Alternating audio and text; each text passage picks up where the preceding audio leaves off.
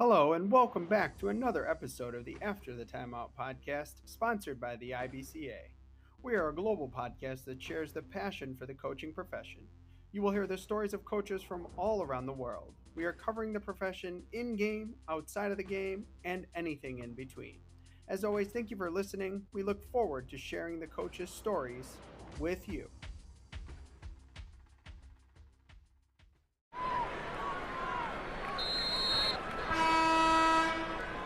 Welcome back to another episode of the After the Timeout podcast. Today's guest is Emilee Thiesse, head women's basketball coach at Minnesota State University, also national champion. Coach, how you doing today? I'm doing great. That's got a really nice ring to it. I appreciate you including Hey, that in there. Thank you. yeah, hey, you gotta throw it in there. I mean, you gotta Good. use it as long as you can, right? Right. That's right. It's a hard journey. So we start every episode which is what we call the opening tips, is just to get to know you, kind of your journey, a little bit about your program for our listeners, because we talk to a lot of people, maybe they're not familiar with what you guys are doing. So just give us a little bit about how you got to where you are, your steps along the way, and then your program. Yeah. Um, yeah, so I come from South Dakota. I'm a coach's kid. I grew up, my dad was a high school coach in the state of South Dakota for ever and ever. And I went to play college basketball at the University of Nebraska, Kearney. Was really fortunate. My sister was actually a graduate assistant at the program there while I was there. So I had 1 year, opportunity to play for my sister as well. So a college coach. My sister has kind of stayed in the college realm, so that's kind of where I got my college experience. And honestly, my college coach that I played for there, Amy Stevens, always kind of was like, "You're going to be a coach one day. Just this is going to be your future." And I actually was very dead set that I was absolutely not going to be a coach. Um, it's kind of unique. I think a lot of people are like, "When did you hit that point when you always know you were going to be a coach?" And I was actually very adamant that I was not going to be a coach. I was going to go anywhere but coaching, and had changed my major. I don't know, probably 8 times in the first 3 years of college before I kind of settled into the idea of probably coaching at some level. But I knew that the high school level probably wasn't for me, and really wasn't until probably about my fifth year of college that really the idea of being out of the college basketball game just didn't feel right to me. And so did some research out there and just found some great programs that were looking for graduate assistants, and got an incredible opportunity right out of college to go to South Dakota State University in my home state, obviously. But they had just come off a national championship a couple years before that at the Division II level, and they were transitioning to Division I my first 2 years there. So I was getting a full-time assistant opportunity there. I was doing everything that a full-time assistant would do right out the chutes at a Division I university, and just really had incredible opportunities and experiences as a GA for a very successful program. And then I had an opportunity after I finished my master's degree to go back and coach for the coach that I played for, Amy Stevens, at Drake University. Was there for 3 years before Aaron Johnston at South Dakota State called and offered me an opportunity to be the recruiting coordinator back in Brookings. So went back to South Dakota State and spent 3 years there. Met my husband there, and my husband is originally from just about 45 miles or so from Mankato. And so we had come on a recruiting trip to Mankato together one time when I was at South Dakota State. And he was kind of showing me all around, and we kind of had talked at that time like, gosh, this is where we'd love to be. What a great place to raise a family. What a great opportunity. If this head coaching position ever opened, we would really just love to be back in Mankato. And um, crazily enough, about 5 months later, the position opened up.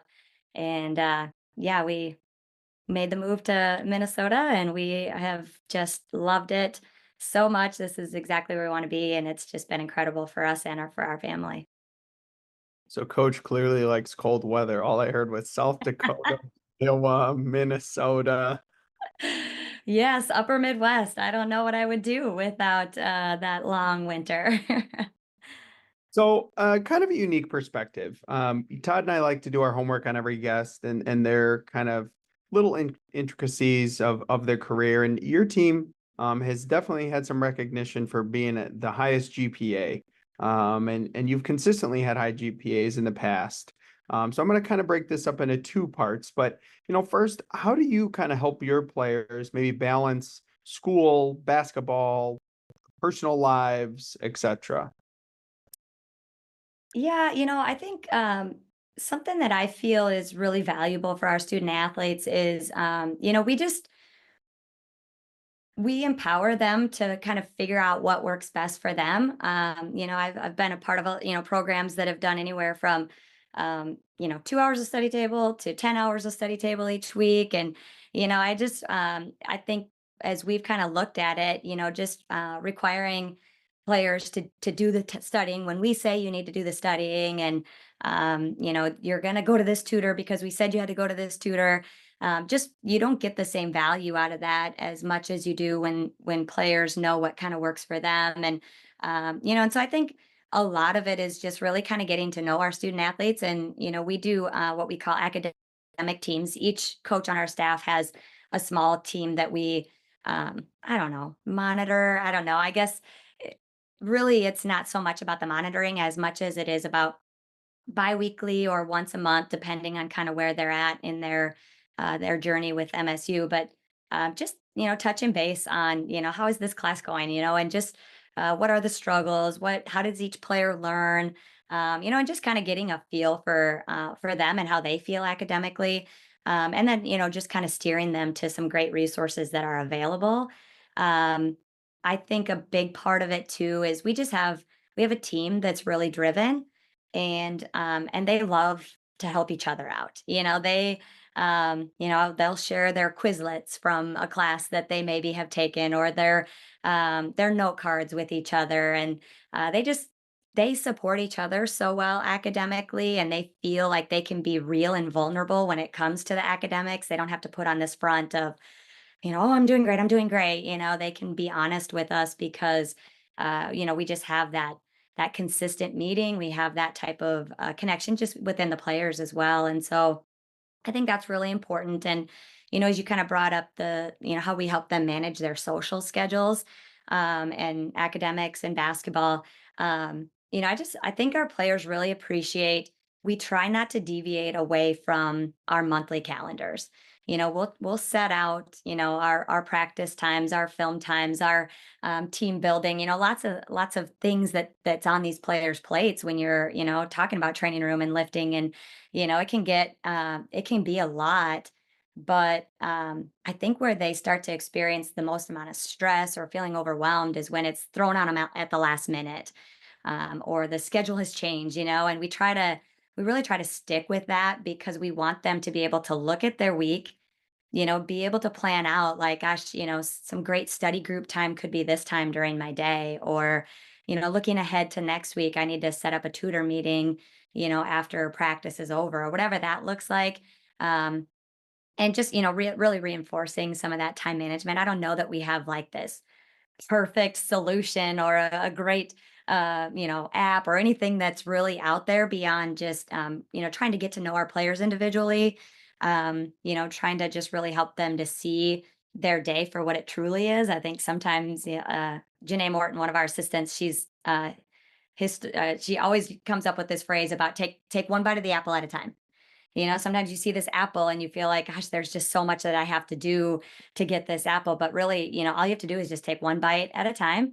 And pretty soon, before you know it, that apple is devoured. And, I think that's just a really great reminder for our players too. Just, one study session, one assignment, one extra shooting drill, like whatever those kind of things are. You can be a lot more efficient during your day than you really think when you wake up and you feel like you have a lot to do that day. So, and I've heard you speak about this in other places, but I really have been fascinated with your conversation you had when I heard it about days off.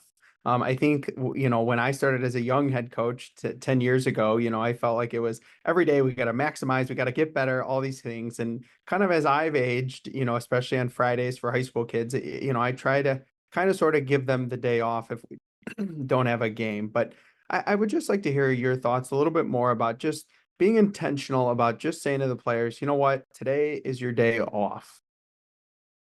Yeah, that, as you said, as a young coach, that would I would be looking at this me today and being like, "Geez, what a softie." And I don't let me mistake that. Every one of my alums will tell me that every chance they get about how soft I am now compared to when they played for me. But yeah, looking back, at this past season specifically, we took more days off in this year than we probably have taken off in, the last 2 to 3 years combined. I think it just was a good reality for us as a staff that, really, I think some of the biggest, characteristics of our system and of our program is just like high energy, high intensity. And if we want our players to come to every weightlifting session, every team building session, everything that we do with energy and intensity, they've got to be fresh. They've got to be sharp. They've got to be willing. They've got to have that in their tank to be able to give that consistently to everything that we're asking them to do. And realistically, we as coaches aren't able to give that, with everything that we're bringing too. So if we're doing that, or expecting that from them, we really started to feel like, we gotta probably start shortening our practices, a little bit. We gotta start, really gauging where our players are at during different times of the season, and we do that through our captains group. We have weekly meetings with them. We have them all fill out a survey ahead of those meetings just about where they're at mentally, emotionally, physically, where they feel the team is at, on a spectrum. And I think just opening that line of communication early on a Monday morning, at the end of the day, I'm not taking classes. I don't know, when everybody's tests are coming up or when that long road trip is wearing on them or those kind of things. But also being able to trust them that they're not just whining, but they're like that when they're ready to tell us they need something, to be willing to hear that. And I think that's why we've been able to stay really healthy throughout, a season, but also the extended season last year.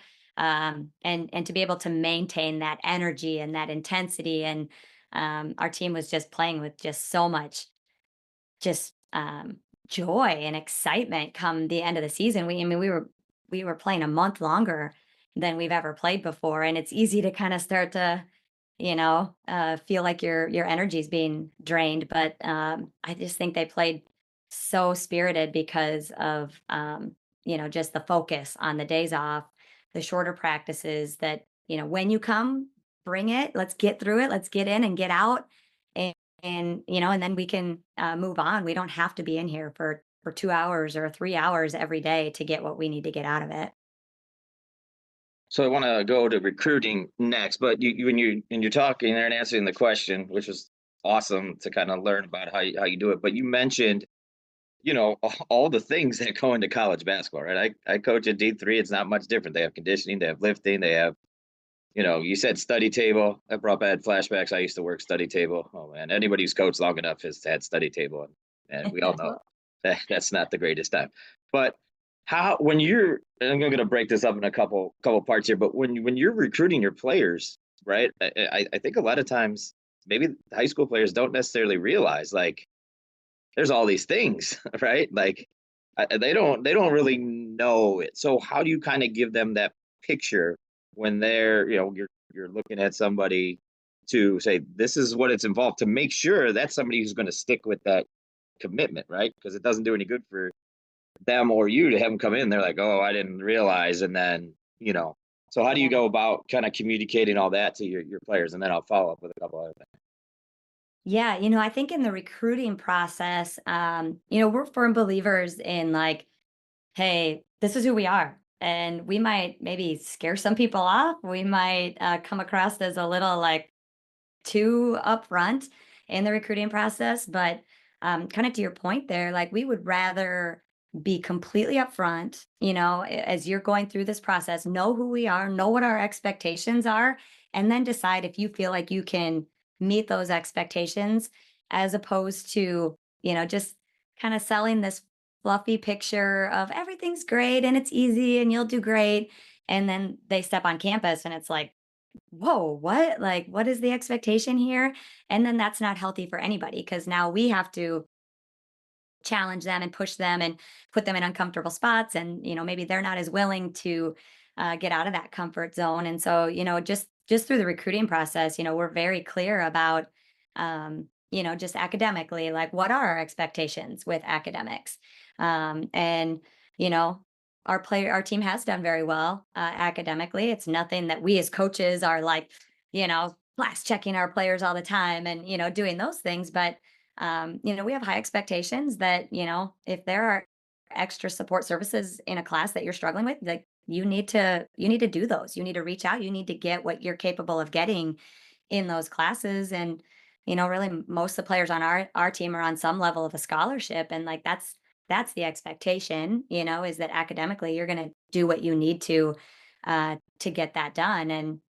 And similarly, our expectation is on the court that, hey, we have a vision for what kind of player you could be, become here. We're going to help you become that. But the expectation is that you're going to put your effort forth to become that type of player. And a lot of that's going to come outside of our practice time. It's going to come, maybe what you're doing in the weight room to grow as a player physically. Maybe you are doing extra film sessions with a coach to really watch you specifically in areas you need to get better.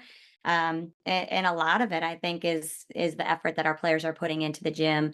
In, sometimes it's a 20-minute skill session. Sometimes it, maybe is a little bit a longer session in that, just depending on if they're with multiple people. But those are all areas that our expectations. It's not just easy, as you said. There's a lot that goes on your plate. And then obviously once they get here, we talk a lot about the time management. We actually go through a schedule and we'll, map out like, this is when you actually have class. Do you see that hour and 20 minutes in there? Like, that's a great time to get, whatever, 200 makes in or whatever that looks like, and be more efficient in that time, as opposed to, whatever it is that distracts, social media or whatever the things are that, maybe typically you would do during that time. But just kind of, helping them to see how they can become the best they can in both academics and on the court. But like I said, we don't shy away from that in the recruiting process. Our recruits kind of know what they're getting when they come to this program, and that we're going to help them. We're not going to throw them to the wolves. We're going to give them great resources. We're going to, walk them through how to be successful in those ways. So, second part here is just the general landscape of recruiting, right? It's changed so much. I'm sure it's changed a lot for you. Division two, John and I know Division 2 basketball is really, really good basketball, right? That Division 3, there's a lot of good basketball out there. But right, you're Division 2, so you're kind of in that in between, right? You got players. I'm sure you have some players who could definitely play on a Division 1 program. So how do you kind of navigate that landscape now with you got transfer portals and you know expectations of, I mean, it seems like, oh, I got to go D1, I got to go D1, or people telling them that. So how do you kind of navigate that and talk about your vision for not only them but why they're a good fit at that level? Yeah. Just as you said, I think, really ever since I've been at Minnesota State, it's not necessarily just been, recently with the portal. But we've had a lot of recruits through that time that we're getting recruited at the Division 1 level, or we're receiving interest at the Division 1 level. And to be able to kind of sell a vision to a lot of those players about Division 2 and Division 1. And I think um part part of that is, having spent a number of years at the Division 1 level. I loved my experience at Division 1. My sister is a Division 1 head coach. There's nothing I would say where, gosh, Division 2 is better than Division 1. They're both great experiences. I think part of what we lie out to, those players is the differences, where there's maybe a little bit more of the balance at the Division II level with, summers off and Christmas break and some of those kind of things. Also just our travel schedule is so much more manageable to be able to be, on top of your studies. You don't miss hardly any school, a lot of those benefits.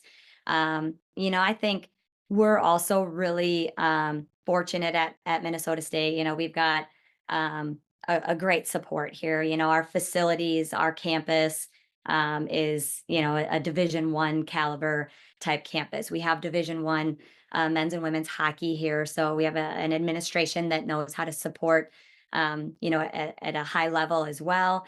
And I think we can realistically sit across from a young lady and say, listen, you get a lot of the benefits that you might get at a Division I university, but you get the balance of D2, and then you get a chance to play for a national championship. Um, and then I've had opportunities to maybe make that step, but I believe that this is the best of both worlds at Minnesota State, and to see that vision really kind of come to reality, I think is a big part of how we really talk to those unique players. And then I think also to just um, really getting them to see that, like, we have a unique system here too, and we recruit only players that we feel like can be successful in this system. And a lot of those players that that obviously choose MSU really feel like they are an up tempo player. They maybe pressed in high school or in AAU. That's something they enjoy, where their skill set is a a direct match. Where I think, sometimes when you don't have that unique system, it's like you're just looking at, a lot of programs that play similar, and like, how do I fit in with those? But our unique system, I think, kind of really has a specific group of recruits that we really go after. I think, Todd, the trophy that's sitting behind Coach might now help in recruiting. Just throwing that out there. Doesn't Uh, hurt. Does help. So this is always an interesting topic. We've talked to an abundance of coaches that have been successful at a high level, but I think back to my first year when my team was 11-20, and I always think about the things and the reflections and how I learned things about myself as a coach and a leader. So kind of when I was going through your time at Minnesota State, you've had a ton of success, but there have been a couple seasons, 9-18, 13-17. Um, that those are seasons that you also experienced. So I'm curious, leading up to the national title season, obviously, maybe what were some of those things, some personal reflections, some things you learned about yourself as a head coach, as a leader, and maybe those seasons that help prepare you for later on. Yeah, you know how you can always be in that seat where you can look back on things that you thought were like the worst thing in the world, and then you look at them now and you're like, oh, that might have been the best thing to ever happen. And um, you know, the players that played through those seasons, I like they were committed, they were locked in, they were all in on Maverick basketball. And I don't look back on those seasons that you just mentioned with any level of regret or anything about like what those seasons were. Those players, they're some of the players that I am still so connected to, and feel so grateful that they've come through this program. What I think I can look back on is I didn't like who I was during those seasons. I think I came to a very winning program, a successful program. The cupboard was full when I got here. Like, there was this expectation from myself, and this university has got a lot of success here too. That like, you will just continue this success. And I think I had to remind myself of what my priorities are, and just you know that the old way of leading and coaching just isn't always the best way. I think when I look back at my first few years of more of the dictatorship leadership, and a lot of yelling and frustration and reacting to officials, and just like where I was with intensity, or what I thought was intensity then, versus what's really important. I think I really had to see some low points of how I was doing things through those seasons, and I think that's really helped me to gauge a lot more of, like, again, the days off, the what do we need to get done in these practices, am I empowering my student athletes, or am I demanding it? How am I reacting when things aren't going well? My team is going to react as I react, whether it's to officials or to situations that are happening, and just a lot of self reflection of like what I needed to change in order for our team to be able to do those things. I think that was, certainly a big part of that time in my career. I think part of it too, shortly after that is when we started to, really shift our system focus. And I think partly during that time, we might have been a little floundering on an identity of like, who are we? Are we up tempo? Are we straight up? How do we defend things? Like, who are we during that time? And I think, we really started to form a little bit more of that identity within our defense, and then how that translated into our offense through that. And then I would say the other big one too is just how important depth is to us. Our roster numbers during those years, we were, shorter on roster numbers. We were experiencing injuries, which injuries happen all the time. But, when you start with 17 on your roster, have a few injuries, you still have, a good 14 players that are healthy and able to contribute in the ways that we need to. And, when we were starting with 14, we're down to 10, 11, those numbers.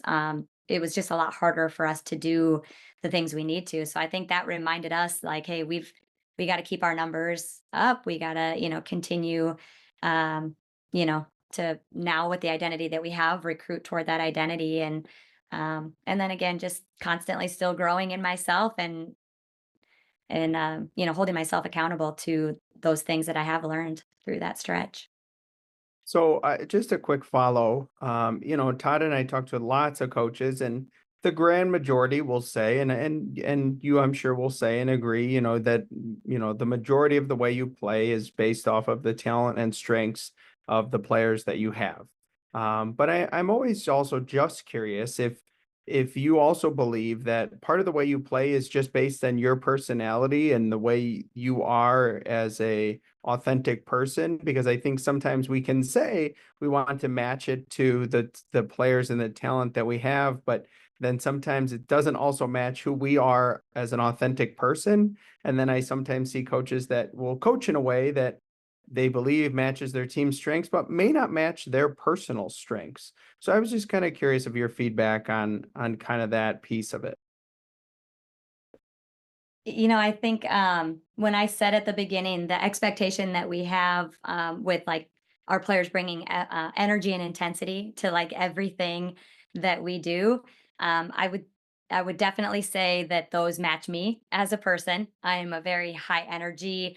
I feel like I don't hardly shut up throughout a practice. I'm just constantly, trying to find opportunities to pour in, or cheer or celebrate. And I feel like if I can, show that or demonstrate that, I think then that really kind of gives the players an example of what that energy should look like and sound like and feel like. But as I said too, I have high expectations. I'm very intense. I don't just sit over there and I'm not always just a cheerleader either. I think I have, high expectations. I'm demanding, and I challenge our players too. And so I think, to that point, I think, my personal characteristics do maybe mirror a lot of what we do on the court for sure. Um, yeah, I think certainly, we find the players that kind of fit the system now that that we've been able to do it for a while, and we really start to kind of feel like, gosh, this player could play in multiple positions and we can, find their strengths. And, when they are in different spots, it allows us to do a lot of different things throughout our defense. And so, it's still a lot about the player strengths and how they fit into the system. But I do think probably there is that direct correlation of, it's got to be, you know, coach led, in terms of kind of the how and the when and the pouring the belief and the confidence into the players too. It's a good point. So you mentioned, right, your relationships that you had to help you kind of on your path. Your dad was a longtime high school coach. Your sister's a head coach. So you have those relationships. Um, but I want to talk about the kind of the ways coaches can benefit from leaning on those around them, but maybe they're not on their staff, right? Maybe getting a different set of eyes on a situation than where you're currently at. And do how important do you think that is, and how does it help kind of you when you're talking to your sister or you're talking to your dad or your coach from college or whatever coaches you've had to kind of maybe see it a different lens and help you make a decision on something that you're trying to figure out? Yeah, I think that's so important. I think, self-reflection, I really try to acknowledge a lot of times in either, those discussions or even our staff meetings each week of like, all right, listen, I already know that I'm seeing things this way and I need you guys to help talk me through this, or I need some more perspective from you guys on, why do I feel this way? Is this really the problem or am I focused on the wrong thing? And just try to be, I don't know, independently thinking of like, okay, how am I feeling about this? Now let me be open to hearing about that. And I'm very fortunate that Amy Sander, our associate head coach here, has been with me the entirety of my time at Minnesota State. She's been here, since the '09 championship run. She, is a former head coach.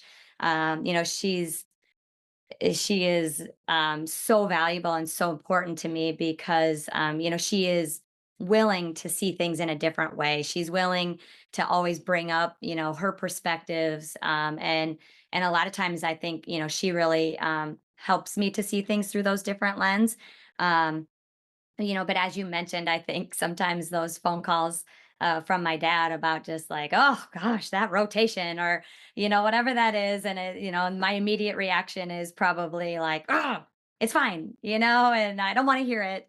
And then as soon as that phone call is over, I'm kind of like, okay, yeah, that's true. I should probably go watch that a little bit more and start to kind of dig into it. And it's so nice to have, somebody that I can respect so much who's been on this seat, that knows, just the whole entirety of not just the X's and O's that it's easy for every armchair coach to have an opinion about, but, well, okay, if I make that rotation, what's that going to do for our players' confidence? What's it going to do for, the whole big picture of it?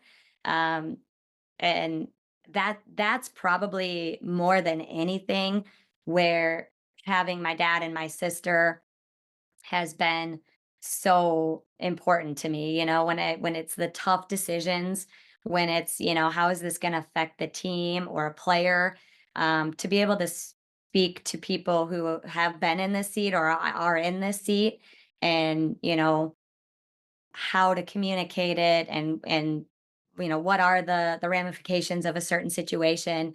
That's the most valuable to me, is to have those great resources that I can trust and that know that it's more than just, well, it's what you got to do, so yeah, I'm very blessed to have great people around me that I can really trust. Yeah, dad's most of the time right, but you can't give him too much credit, right? Yes, he and I are too similar. Probably on the initial, we have a lot of this, and then it's kind of like, okay, I get it. All right, so before we get into kind of your defense here, I just want to we'll go halftime adjustments, kind of halfway point, and then we'll switch to defense.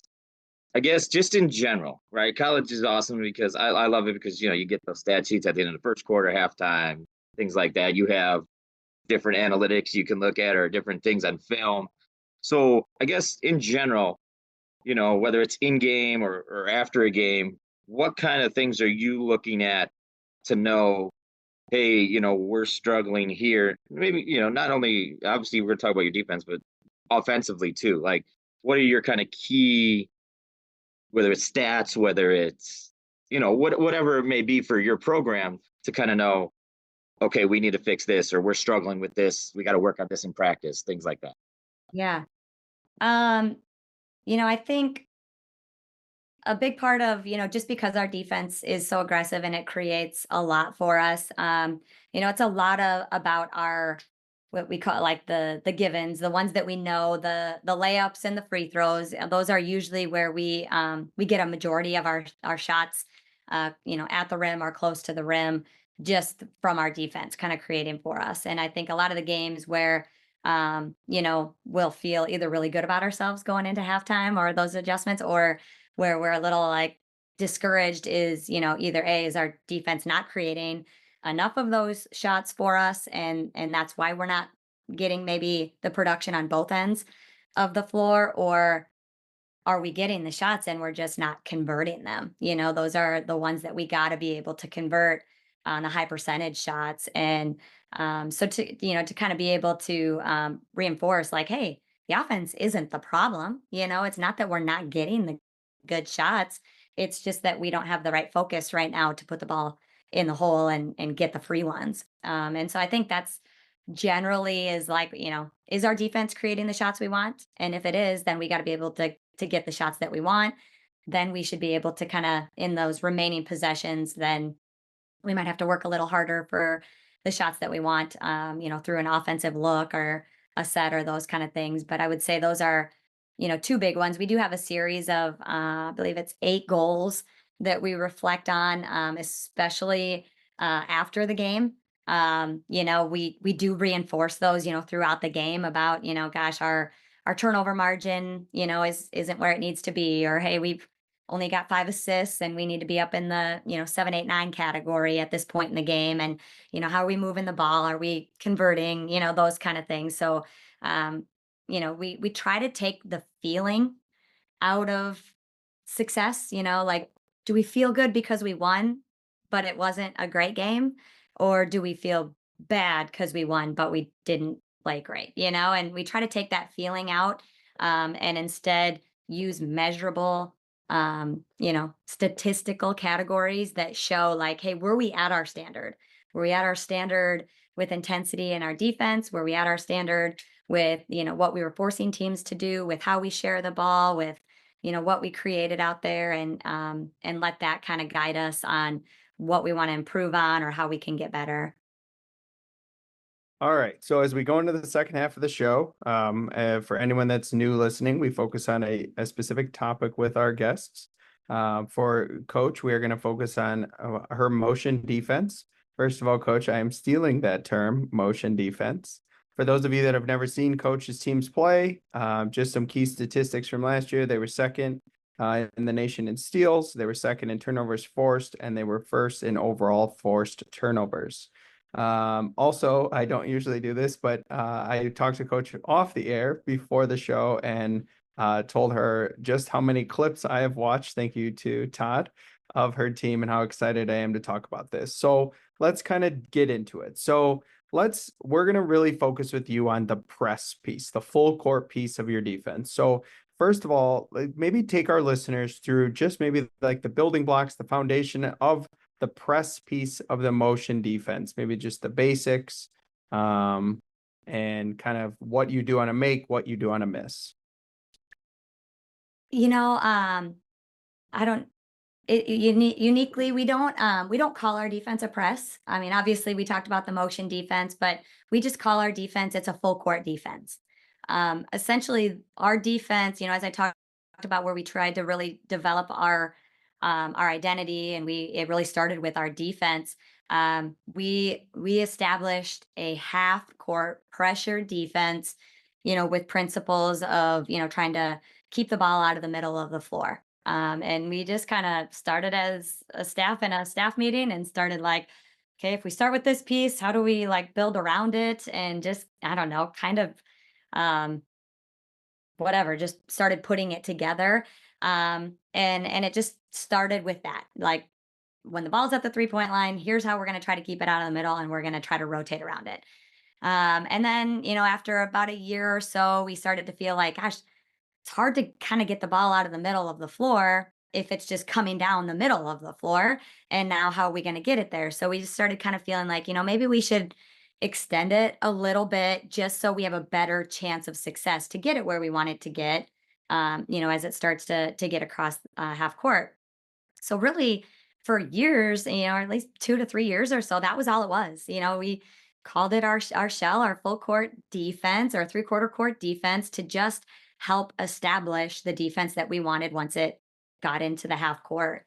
Um, it wasn't till about probably 5 years ago when Joey Bat, our All-American that just graduated, started playing for us. And, in a couple games, she just started like picking up the ball as it got inbounded. And we were like, wow, she's pretty good at that. And all of a sudden, her teammates just kind of started like playing off of her and started to kind of be able to still implement what we wanted in the half court. And again, like that's what I mean when I say like, just a little bit of empowering the players, but all of a sudden just the players started reading off each other and all of a sudden a player started playing to their strength. And before we knew it, like that just became, what our defense has really grown to be over the past 5 years. Um, so we don't teach it as a press. We don't teach it in the backcourt and build off of it. We start, exclusively in the half court. And still, I mean, we're probably a ways away from even getting into the full court as we're teaching it right now this year.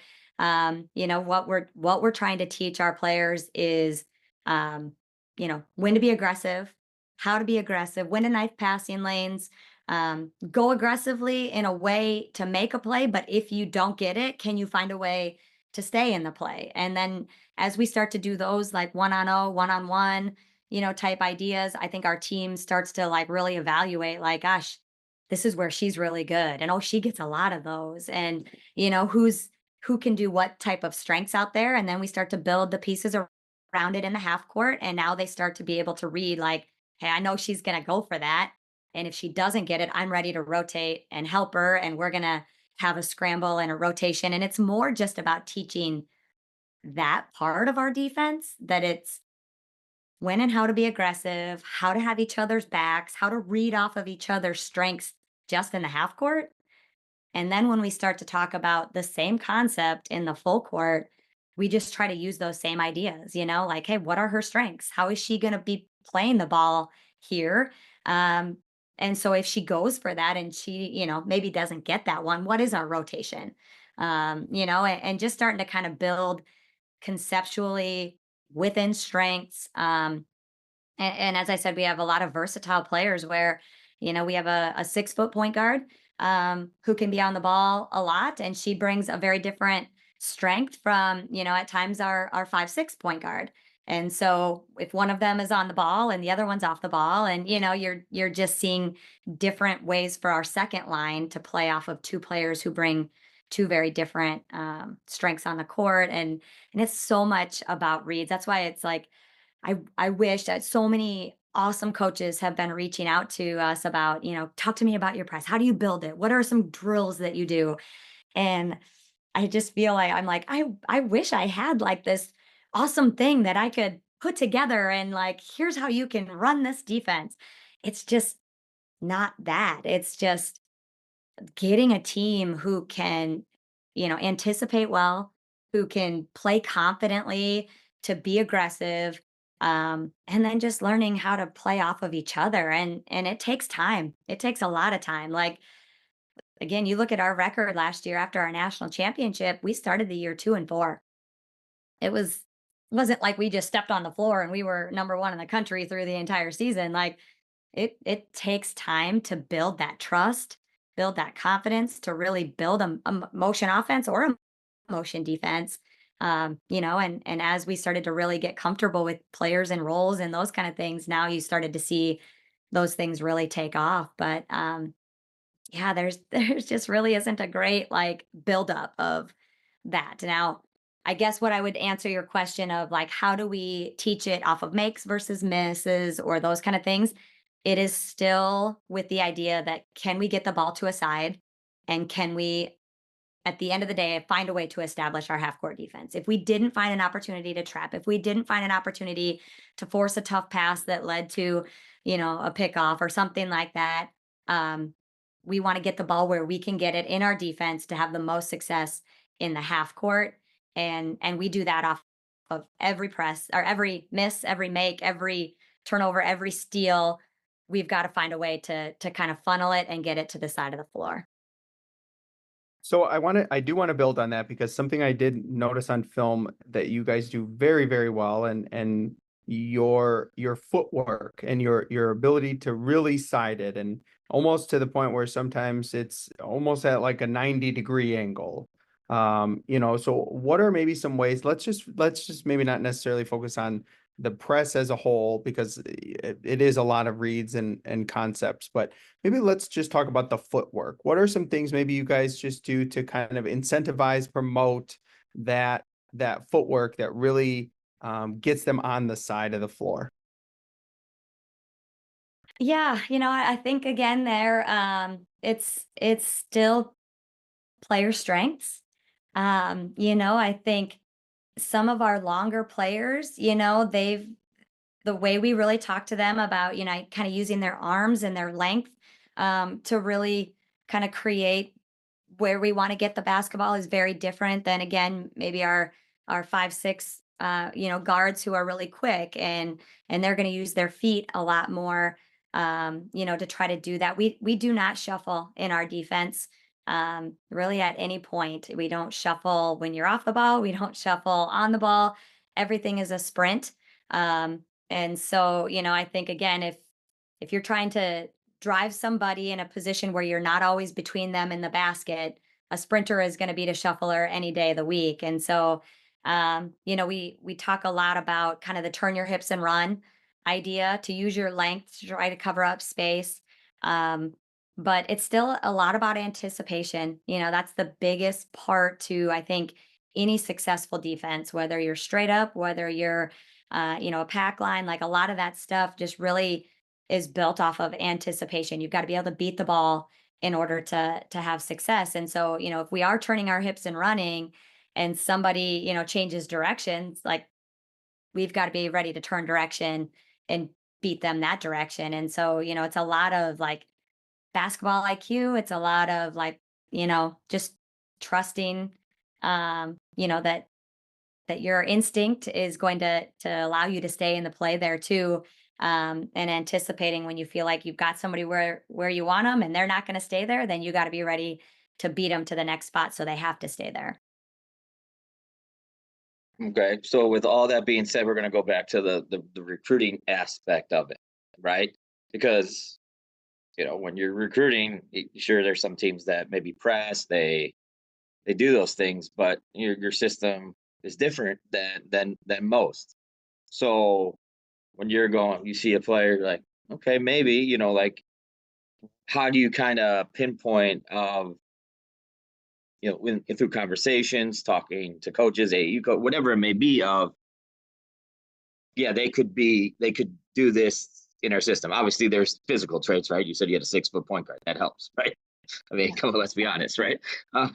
But how do you kind of translate that into finding those players that can do it, right? You have to have certain characteristics and different things, or a certain mindset in talking to them to try to fit into what you guys are doing.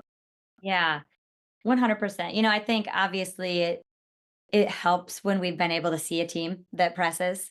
So if a high school team is a pressing team or some AAU programs that maybe would throw on a press in certain situations, and we've been able to kind of see like not necessarily just like how they are on ball defenders, but almost more how they are off ball with that anticipation, that urgency to go make plays with knifing passing lanes. Like Natalie Bramer, who was the most outstanding player of the Elite Eight for us this last year, her AAU team did a lot of pressing, and we were just like, yes, it's all her reads. She's like a safety in the football field out there, just waiting for somebody to open an opportunity, and she's just knifing it. And like it was just so easy to sell a vision to Natalie with like, where you are so talented and so good, you get to do that for us all the time. And there was a direct correlation to her and a lot of players that are in our system that do that or have done that naturally, and they want to continue to use their skill set. Um, Sometimes it's a gamble, like it always is in recruiting. Like you feel like this player, really could fit this role or could do those things.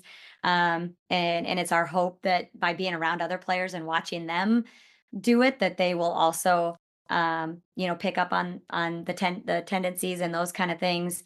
The 100% for us, it's always like, are they going to catch on to our defense? Are they going to be um, you know, just confident enough to go out there and make plays? I think some of the hardest thing for us in our system is like it's not black and white. I think a lot of players and especially new kids coming from high school, they want to be like, is this right?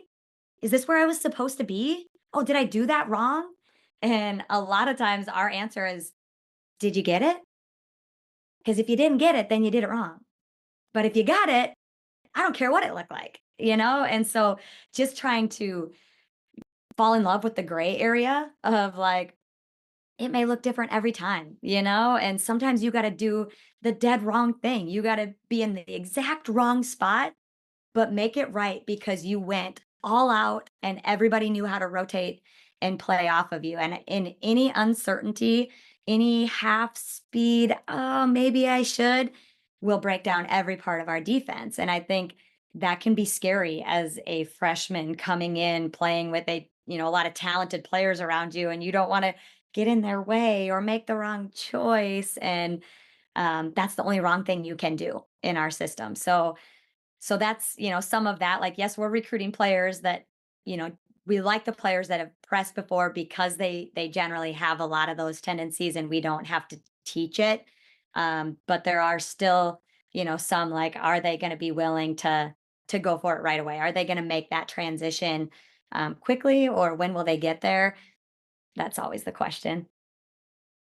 This is just a follow-up. Just as a team myself that kind of plays a similar style, do you feel like sometimes when new players come in, there's almost some frustration because a lot of times in their careers, in their basketball lives, they're very spoon-fed, like, no, I wanted you here. No, in this zone offense, I wanted you to do this. In this defense, I wanted you to do this. Do you feel like sometimes when you give them the answer of, well, do you think you were right? Or do you know why you did what you did? Do you ever, in the beginning, do they ever kind of just be frustrated?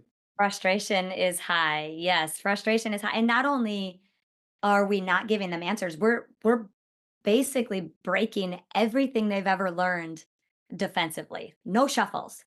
Don't be between your man and the basket. Like, take everything you've learned, throw it out the window, and then trust your instinct if you think it was right or not. And that's a lot. That's a lot to throw on a kid. And that's where we, again, just like, baby steps, like just right now, just start with going for it. And once you start to get comfortable with the going for it, now we'll start to, build in the how you stay in the play or, those kind of things. But yeah. And then, you've got some, you know, really great players around you who are, like so good. And so, it can be a lot, and I think sometimes for transfers coming in, it's like they've been playing at the college level, in a straight up defense or different principles, and now we're just shaking everything up for their last year or two or three or however that many years we get them, and like trying to just give them confidence that like you'll get there. Don't get frustrated. It's different. They usually catch on. They've got great teammates around them who empower them also and build them up, and it comes along for sure. Another just interesting follow-up, just in something I've experienced. Have you ever brought in a new assistant, a new GA, and they're kind of looking around on the first, second, third day of practice like, wait a minute, what What do you mean that I don't give them a specific answer?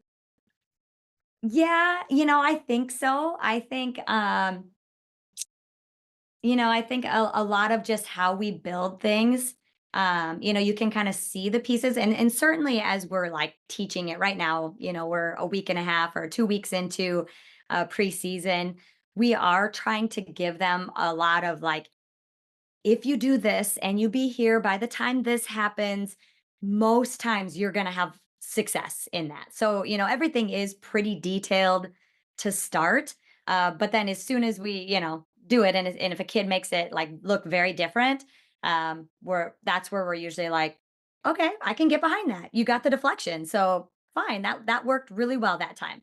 Now, if you didn't get that deflection, you were probably going to give up middle, or you were probably, going to get dusted in that. And that's where we've got to eliminate that. So if you keep getting that deflection, I'm going to keep clapping. If you miss that deflection, we're going to make you go again. And that's where they start to kind of like understand the details and the specifics of how we're teaching it and why we're teaching it. But then we're also rewarding like, good job, way to make a play, and not be caught up in how it's supposed to look every time too. So to kind of now tie it in a little bit. So you have your defense, now you're starting to combine it with the way you run offense.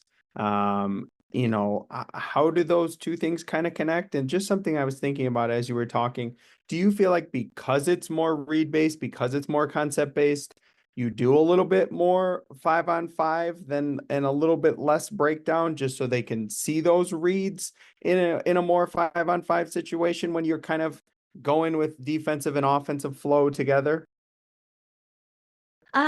No, we still break down a lot. I'm still a big believer in, in skill, in, whole part whole concepts, and just really building confidence in the smaller pieces and how they implement into the bigger piece. So we do a lot of breakdown still. Um, and right now specifically, just again with it being early on, like we are committing a lot of time to the defensive pieces, and just it's so different, it's so unique, the rotations, the spots, the positions.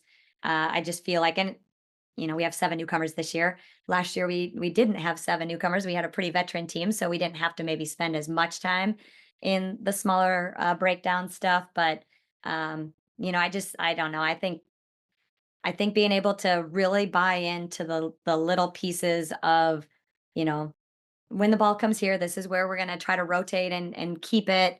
And we need to get better at that so that we don't have to worry about everything else. And similarly on the offensive end, you know, very similar concepts of, you got to be able to make these cuts. You got to anticipate this action. You got to be able to beat them off the first step. And then now we're going to put the other pieces out there, and you got to do it with more defenders and more teammates, and kind of that whole part, whole piece, I guess. So before I get to the next one, I'm going to follow a little bit too. So how do you find the balance of, especially offensively, right? Because teams you play, I'm guessing, aren't doing the same thing.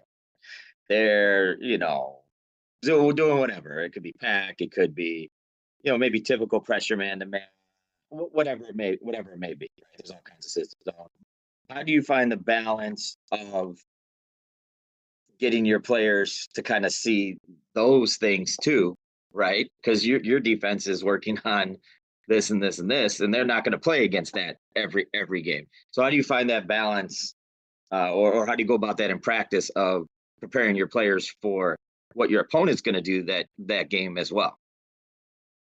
Um, yeah, I think certainly,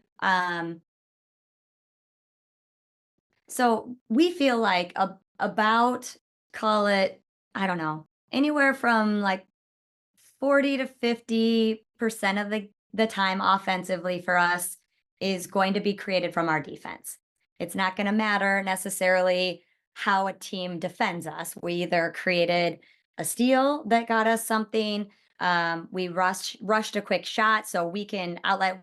We're going to go with our tempo, and not allow a defense to really get set in the half court. So that's kind of what our goal is. Like I said, 40, 50%, maybe a little more, depending on where we're at with our defense and if we are creating as much havoc as we want to. then we figure there's probably another 20% of the time where even off of makes, we still feel like we could be in kind of maybe a secondary break type look. And we might be able to feel or experience some of what a team is looking to do in those scenarios. But again, our hope is that we don't dribble the ball a whole lot. We would rather advance, get that ball pushing up the floor, and see if we can kind of create out of that. So again, maybe catching a team before they're fully matched up or set or established within their defense.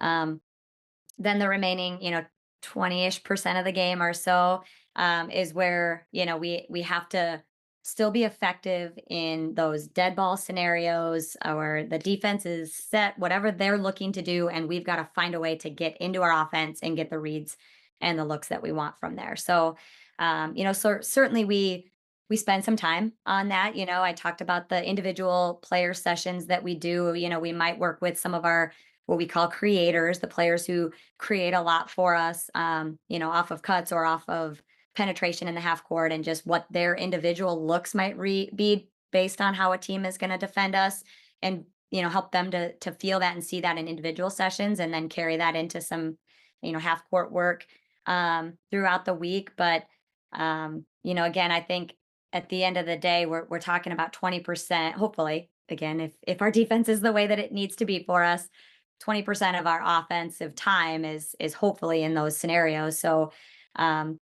working it, through some couple breakdown drills here and there, and certainly some 5-on-5 type stuff. But I don't think we spend a ton of time really worrying or talking a lot about what other teams are going to do. We just really feel like it's on us. If we did what we needed to do on defense, then the offense is probably going to take care of itself most often. If we inbounded it and attacked and did what we wanted to do, in certain scenarios, then probably we're in the driver's seat.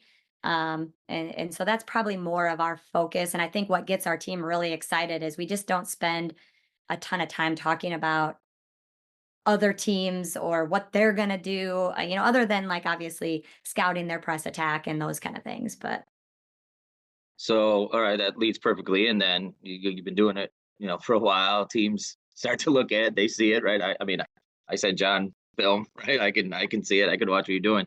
So, what do you see? What are teams trying to do to counter you, or maybe what gives you some trouble, right? What kind of situations give you a little bit of problems, and you have to try to figure it out. um, I think that's the other. Really, we've played some very talented teams. We've played outstanding coaches who are, willing to make in-game adjustments, and, and have great wrinkles against us. And, I don't want to sit here and just be like, nobody ever challenges us. Like, that's not true. We have got some we've had ourselves in some great dogfights out there, no question. I think the biggest thing is really like, because it's a motion defense, because it's player instinct read, and those kind of things, it looks different every possession. I've had coaches like, do you guys trap on the first pass or the second pass? Do you only trap on the sideline? Like, I'm like, I don't know. Like, who inbounded it? Who was on the ball? What did the inbounder do after she got in? And it's like, it's so different. And it's unique in that what we did in the first possession of the game could have been created a turnover, a steal, and a bucket at the rim. And yet we may not see that same thing happen the entire rest of the game. Like, the opportunity didn't present itself, or we didn't have the right player on that ball to create that again, or whatever that is. And so, you know, teams will make great adjustments. They'll throw different looks at us, but it's a lot again of like what players we have in what spots in our rotation. And was it off of a make? Did they get it in quick? Were we, it's so different that I don't know that I can just put one finger on gosh, when teams, pull a lot of people up, or when teams clear out, or when teams go back to the inbounder, or, I think we've we've also, made a lot of adjustments to our defense, and, we've got, some ideas of how we tweak things based on what we're going to see out there. But we're playing great players who are going to make great reads, and they're going to make great plays also. And, just being willing to learn from one possession. Can we adjust and try not to let that same thing happen against us? I think is what our ultimate goal is. And, I guess trying not to get into a rut where we just keep doing the same things, one possession after the next, and we're just, allowing them to, whatever it is, go back to the inbounder and bring it up fast, or throw it up the sideline 3 possessions in a row. Like, that's probably where we try to throw that wrinkle in, and just not allow teams to kind of do a thing that's going to beat us consistently. So as we move into our last 2 segments, the first one we call 30-second timeout. We promise there's no referee in your timeout telling you your 30 seconds is up. But it's kind of your chance to talk about whatever subject you want to discuss. It can be about yourself or your family or your program, something you want our listeners to know about. Turn the tables and ask Todd and I a question. It's kind of your 30 seconds, your dime, your dance floor. Gosh, I think going through this national championship run, has been so special. It was, also very unique because our men's team also won the national championship. And so, it was just great coverage for our university. It was incredible to have both men's and women's basketball from the same university win the national championship in the same year, and all of the energy and the excitement around our programs has just been incredible. But I think something that's really important to our coaching staff through this is, just drawing the attention to all the players that have come through this program. And, while this group was a very special group, and they deserve all of the excitement that has gone around, this national championship run, and all of the fun things that we've been able to do, and recognition and all of those kind of things. But we won our first national championship in 2009, before I had gotten here. But those '09 champs have been instrumental in this program. It wasn't like they just, won their championship and then they, parted ways and kind of rode off into the sunset. Almost every year they come back for an alumni gathering. They speak to our team. They've spoken to our team, I think, every year since I've been here, in some way about, you know, pouring into them, or, what it takes to be a national championship team, and just really building that foundation into this program. A number of them were at our national championship game. So being able to see those players, continuing to pour into this program. But then also, again, just all the players that have bought into the energy and intensity of this program to continue to build and lay the foundation to get us to be a championship caliber team. And I just am a big believer that everybody who's put on that Maverick jersey, deserves the recognition of what it takes to build to a national championship. And I guess this is my platform to just shout it out to all those Mavericks that have done their part for us. All right, so last segment, quick hitters. This is where we always say it kind of goes off the rails. We just have fun, ask you some random questions. First one, your youth soccer coaching experience. How good of a youth soccer coach you are with your kids? Uh, yes. My 6-year-old son, nobody volunteered to take on his rec soccer team, so I guess I, by default, got stuck into it. And I feel that 75% of my job is putting out fires and reminding everybody to stop dumping water on each other, and just sit still on the sideline and don't tackle each other, and making sure that everybody plays even. And really, I think that's about the majority of my role right now as a youth soccer coach during this preseason stage of the basketball season. And I'm not sure I'm very successful in it, but I'm just trying to keep everybody alive. Now she knows what it's like to be an elementary PE teacher. Yes, she does. I did. I gave you credit for that. You got it. You got it. That's my day. Put out fires. Don't do that, please. Okay, so Todd and I always joke, and we talk to guests all around the world, and Todd and I like to eat, so we always ask people, what's like a what's like an off the radar place in Mankato, Minnesota that you would go to eat if you want something to eat? Man, this one has stressed me out. I was like, I can't, we have so many great local establishments that I'm like, oh my gosh, I love Ummies and I love Rounders and I love Tav on the Ave and Pub 500. And I couldn't really nail down one. I don't know. My kids are like, every time that it's a birthday party, they want to go to hibachi. So that's like usually like our special treat is, to maybe hit up the hibachi restaurant. But yeah, Mankato is just a great community. We're kind of in a unique spot about an hour and a half from the Twin Cities where, we've got a lot going here and some really good local restaurants that they all kind of give me good vibes. Her kids don't play, Todd. They go right to hibachi. Right. They're Right? not messing. Like, That's why we say, like, birthdays only, birthdays only. otherwise, you wouldn't have any. You'd be broke. You wouldn't have any money left, right? Like, They're eating. that's what I'm Wait, saying. can't imagine what they're eating when they get older. Then, right? Like, my goodness. I know, only birthdays. Uh, best part about being a mom and a coach, and going through the experience with your kids and your family. Yeah, it's not easy. It takes a village and, obviously my husband is a saint for how much he has to kind of take on with my crazy schedule. And, I think my kids they've had their moments where it's tough, it's a grind. I have to miss events or I'm gone on a trip and, it's hard to not have mom exclusively to them. But, we always come back to the unique and amazing experiences they get that a lot of people don't get where the team is whatever coming over to decorate Christmas cookies and they get to be around them or when they come into their schools, when our players come into their schools and speak motivational speaking or those kind of things and they get to know these players on a personal level. Again, seeing through this national championship run, my oldest is 11 and she's kind of been our water girl. But just to see, the emotion come from her through all of this, and just how influential it's been on her to get to know these players on a personal level. They're her heroes. That's who she wants to be.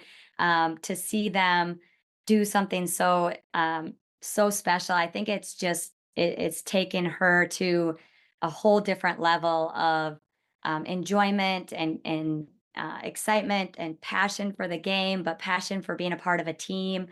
And I just think those experiences for my play or for my family, but for my players to be able to see me as a mom, I think makes me humanized to them. I'm not just this, person who dictates their playing time and yells at them and motivates them. I'm also, loving and caring and want my kids to be a part of all of it too. And so it's amazing to have both sides of that. So you kind of just mentioned your trips, and Todd and I have both coached Division 3, so we kind of know that the travel can kind of be fun sometimes. So do you have maybe like a favorite or a challenging or like a travel story you'll never forget? You know, um, I have so many great memories of travel, and that's what we tell our team all the time. Like, just put your phones away and just engage with your teammates because this is probably what you're going to remember. When your time is done, it's not going to be at what your record was or those kind of things. It's going to be that goofy time that you guys were on the bus hanging out or in the hotel. And I just have so many like specific memories of things that went on during bus trips or just seeing our players interacting on the back of the bus that just like, that's what it's about and knowing how influential that will be. Um, for whatever reason, when I think of like a bus trip, I think it was probably my first or second year at MSU. And just still, I think the players were still trying to crack me or get a feel for who I really was as a person. And I'm still kind of getting like, I want to be the coach that everybody respects, but how do they like get to know me as a person? And just on one particular bus trip, a dance party broke out on the back of the bus. And I think, they maybe saw a side of Coach Thiesse that they weren't expecting to see. And just for whatever reason, it was kind of fun to just reflect back on that as a young coach and just how to just build those relationships with players. Yeah, those I always enjoy, especially like D3. We drive a lot. The conversations are interesting. It's They are. You can like hear some interesting stuff you're in the like, back. oh, all right, But your favorite unhealthy snack? I went back and forth on this. I have an awful sweet tooth, so I can, just about anything, but I'm kind of really into the sweet and salty, like a chocolate covered pretzel or caramel popcorn or something that kind of covers both the sweet and salty is my special treat these days. So I was going to ask you about a new trend in basketball, but I'm going to tweak this. What's maybe a hobby someday when you're done with coaching that you would like to try? Like something you're like, I always wish I could do blank. Um, I mean, I wish I could golf more. I wish I had more time to golf, but I do play golf, so that's probably not fair. My husband has taken up pickleball, and he really likes the pickleball, like competitive, but not too much. And I've just kind of been like, I don't know, stuck somewhere in the like pickleballs for old people, and like I don't have time right now between being a mom and a coach, and so something has to give. So I don't know, maybe someday I will, get on the other side of that net and show him what it really takes to be a pickleball star, so we'll see. You Coach, don't thank want. you so We're gonna have to send that recording to him then. I know. We're gonna have to we're gonna find it out and send him. Yeah, yeah, well, he played tennis in high school, so I shouldn't. It's not even fair. Yeah, no, I'm probably gonna get demolished. Coach, thank you so much for jumping on today. I think not only was this a great episode about basketball, but it was a great episode that can kind of help coaches maybe find some balance. And I also think there was some entertainment to this episode. So I definitely think this will be one that our listeners listen to and enjoy. So thank you for your time today. Yeah, thank you so much. And again, I just appreciate all the coaches that have reached out and have some thoughts on what they've done with their team in a motion defense or a full court press, and asking questions and those kind of things. I really appreciate all the coverage. So thank you guys.